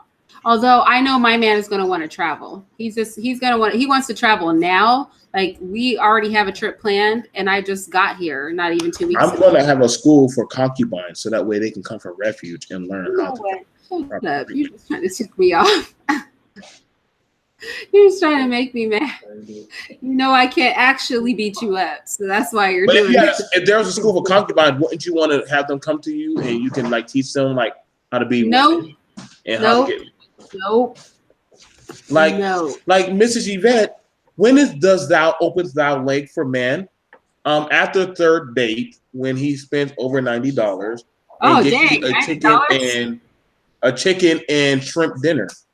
Oh, wow. I feel like it's a pretty good deal. Okay, you're drunk. We're clear. I'm just saying. You got That chicken. one beer got to your head.